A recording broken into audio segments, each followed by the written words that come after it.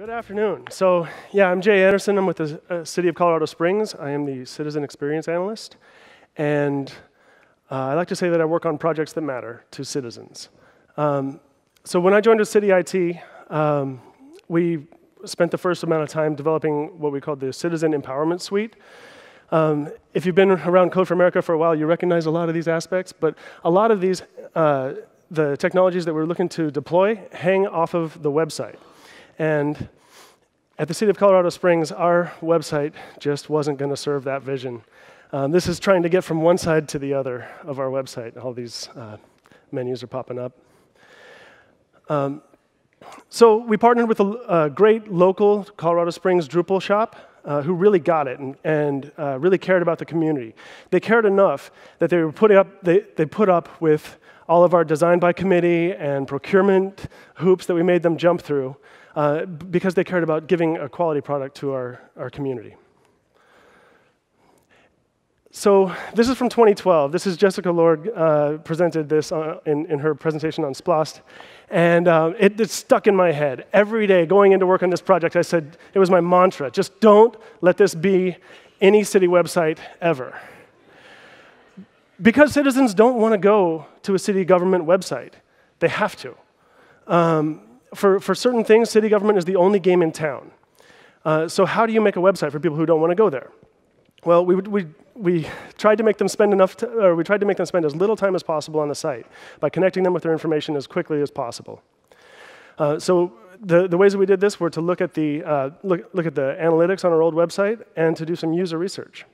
So we looked at the analytics on our old website, and we came up with 6 reasons that people visited our site. They wanted to explore and play in our beautiful natural environment. By the way, come to Colorado Springs, it's gorgeous. They have to access resident services, or they want to start or run a business. They want to take part in the governmenting. They need transportation help, so airport, buses, public transit, that kind of thing. Or they need to interact with public safety resources. So we designed our information architecture of our website around those 6 reasons. And since we were right, we set it in stone, and we'll never change it. Thank you. No. So what did we do? We communicated to our management the spirit of iteration that we're gonna look at usage of the website over time. We're gonna adapt, and we're gonna be a little more agile than they were used to. So we try to stay more on the dry erase side rather than the permanent marker side. So early on in the project, we issued this test. It was a proposed information architecture. Once we got what we thought, how we thought we were going to structure the site, we sent out this quiz via the city's social media, the city's old website, Facebook, that kind of thing. And we asked people to do a number of tests. How would you get to this information if you had to? And it tracked where people got frustrated, where they went back, where they ejected from the system. And it gave us a lot of valuable information.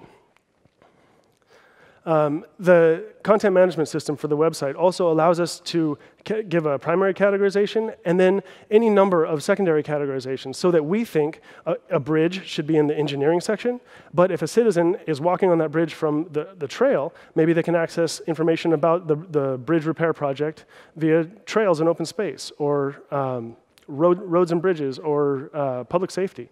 So we write the content once and categorize it in a number of ways so that hopefully the way that we think of it is not the canonical way that citizens are going to access that information.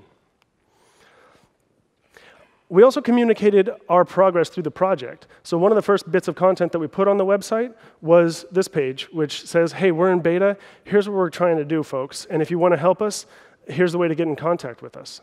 So this is a Prezi that's embedded in the We're in Beta page that kind of explains, hey, we're migrating to our new site, we're taking pieces of content over, and we're moving applications, and it's going to take us a while, but stick with us, and let us know if you want to help.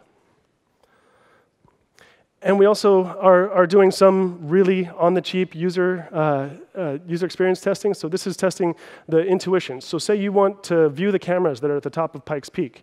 And where would you start? So this is the first test that closed at the end of August, and it kind of gives us a heat map of where did people go when they wanted to access this. And then, because we're almost at the end of this, and I know we're all super inspired. Here's some Bruce Lee for you. When we dug in our heels on our design choices or our decisions, we always lost. But when we were adaptive, when we leveraged data and user testing, when we flowed, that's when we turned the situation from a conflict over a design decision into a situation where nobody loses. We're all here to serve the citizens at the end of the day. And so that's our attitude, to try to flow like water. So thank you very much.